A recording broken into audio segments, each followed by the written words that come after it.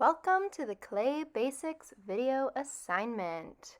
In this video, we will cover the differences between several different clay stages, how to attach clay pieces together, as well as some just additional useful information about ceramics in general. We will first start off with the clay stage differences. It's very important that you become familiar with these because each stage has different characteristics that impact how you can work with it.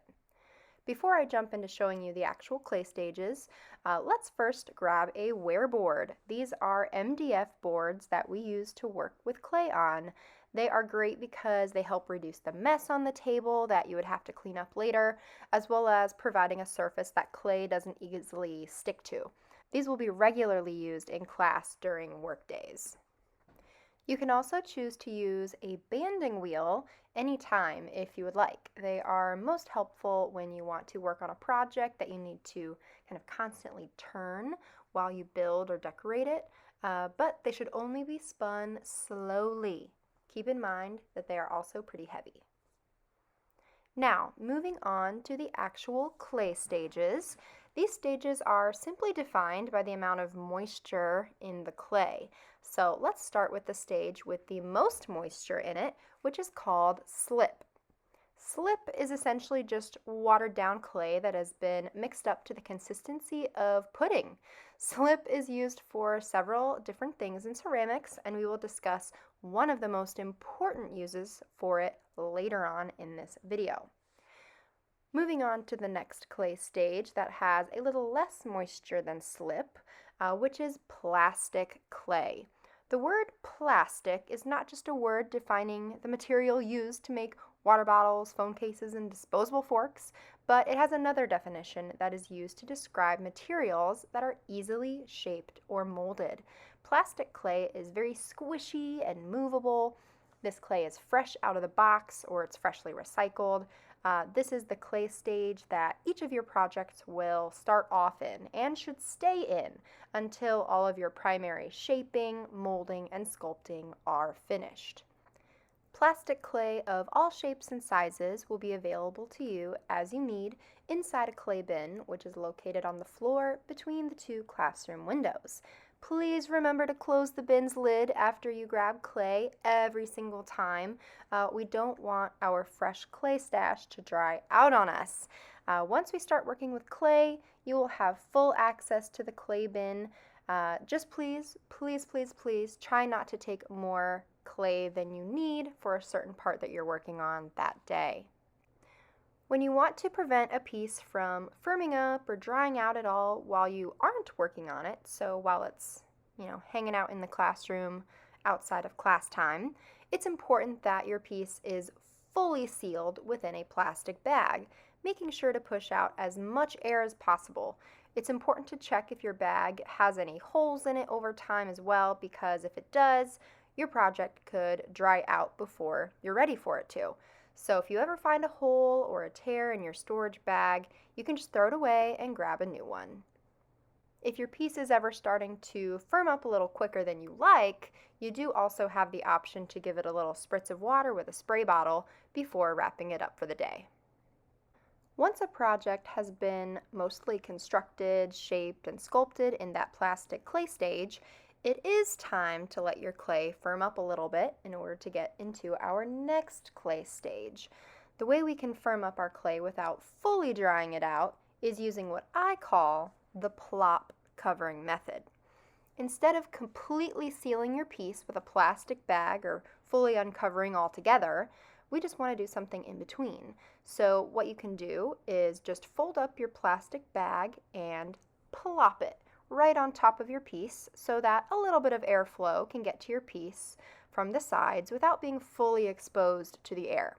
Be sure to check on it often though, because if it is left like this for too long, the airflow will dry your piece out to where you won't be able to work on it anymore. Now, if you don't have time to slowly firm something up with the plop method, you can use a heat gun in a pinch. This is a tool that works kind of like a hair dryer, blowing out hot air to help move along the drying process for your clay.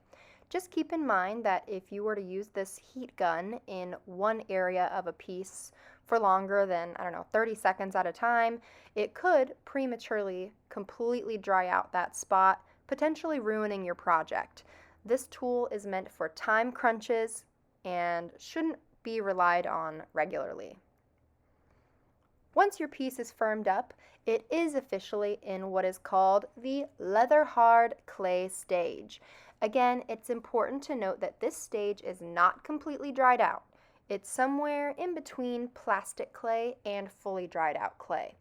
There is still some moisture in that clay, and it's cool to the touch, and it has kind of a leathery feel. That's where it gets that name, leather hard. But it is important to note that in this clay stage, leather hard, the clay is no longer moldable or shapeable. You should not try to bend or shape the clay in this stage, or it will crack or even completely break apart.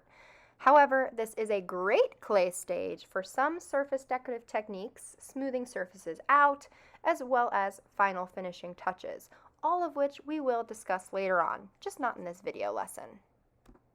Before we move on to the next stage, let's talk about one of the most important processes in working with plastic or leather hard clay, and that is attaching clay pieces together. This process is called slipping and scoring.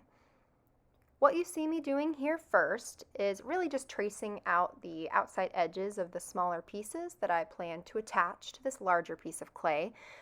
This just helps me keep everything organized and planned out. You don't have to do this, but it's helpful. Now for the important steps. On each part that will soon be connected, you first need to aggressively score the area with a scoring tool. This process is essentially just scratching up the surface area, creating deep, rough ridges in the clay surface. The scoring tool is great for scoring most areas. However, the needle tool is great for scoring smaller, more delicate pieces that the scoring tool might not really be able to work well for.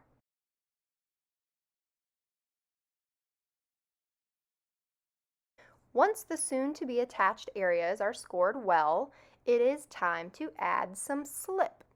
We have containers of connection slip that are used for this exact process, as well as dedicated red paint brushes that can be used to apply it. So use a brush to tap some slip onto one of those scored areas, avoiding smearing or spreading it on because you'll smooth out all of your scoring ridges. Just tap it on in little blobs across the surface. Once you've slipped and scored, then you just push the two pieces of clay together, matching up the slipped and scored areas, and then also making sure to apply even pressure all over the pieces being attached. Think of the scoring process as a way to create a Velcro-like bond, and the slip is a way to create a glue-like bond. They work together to create a very strong connection between the two attached pieces of clay, ensuring that they don't fall apart in the future. Remember, slipping and scoring can only be done in the plastic or leather hard clay stages, and the two pieces that you want to attach together should also be in the same clay stage. For example, you can attach plastic clay to plastic clay or leather hard clay to leather hard clay.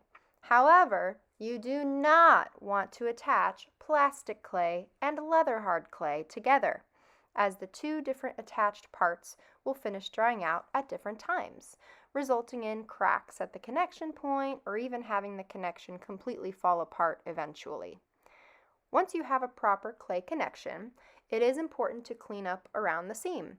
My personal favorite hack for cleaning up seams or even just small, hard to reach areas is a wet paintbrush. And just like that, after scrubbing a little bit around those seams with the brush, we have a nicely finished clay connection.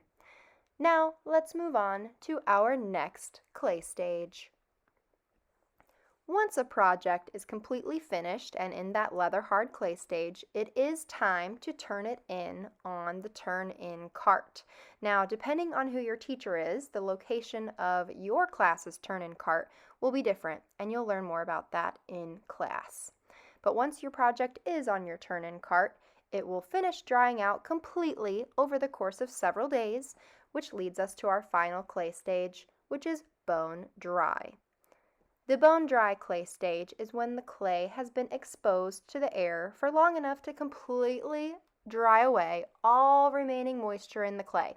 It will be chalky and light in color, similar to bone, which is where it gets its name, bone dry.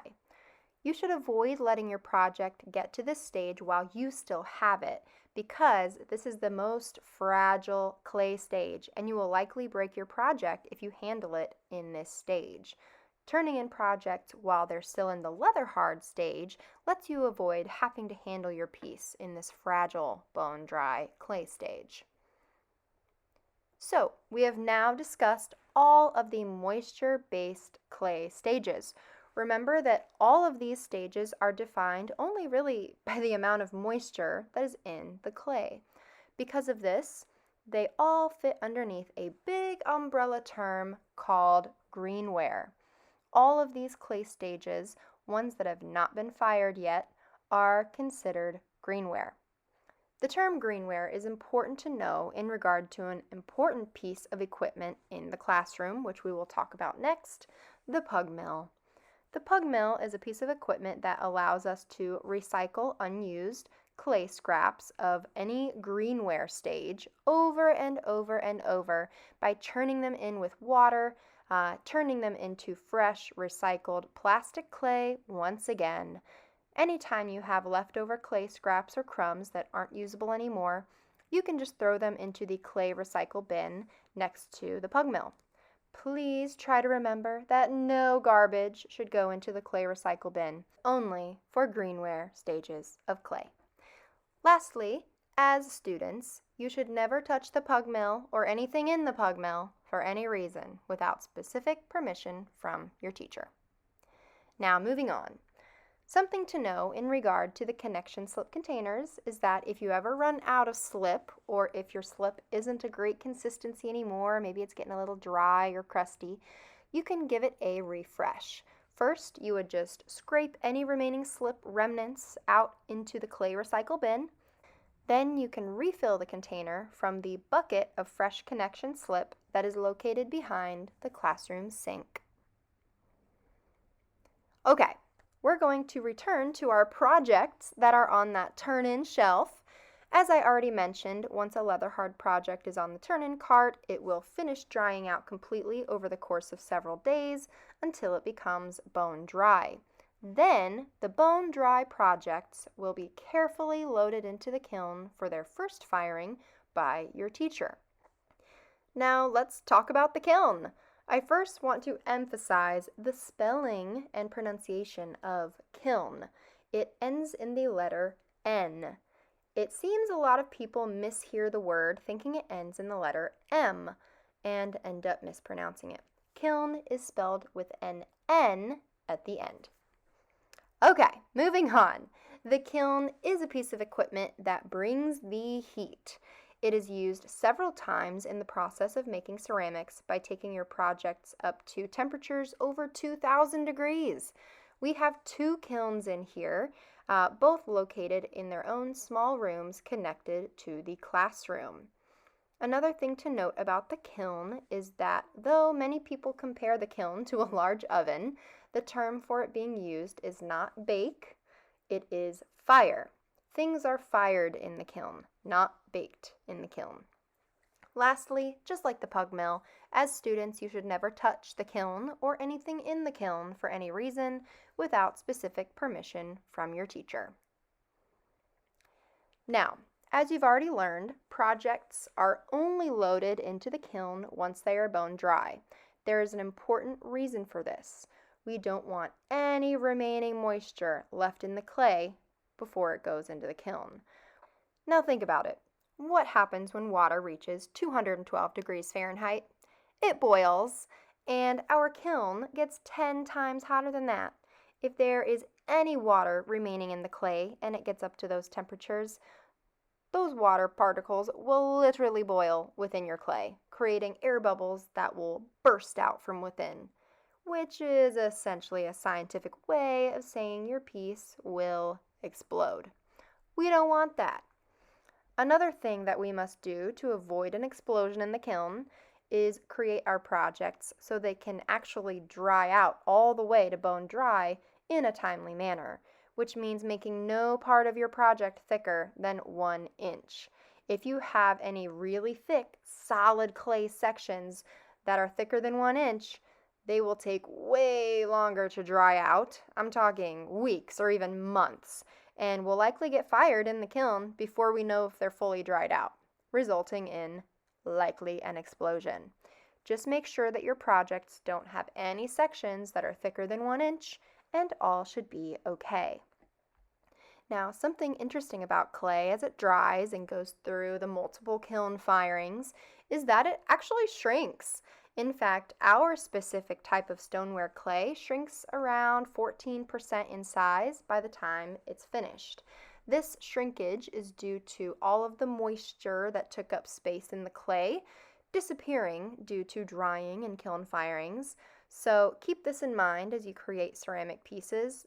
You may want to size things up a little bit to avoid being disappointed in the finished smaller size. Now we are going to just briefly discuss a clay-related health hazard that we want to do our absolute best to avoid. It is important to know that clay primarily contains a mineral called silica, which, when dry on a microscopic level, is extremely sharp.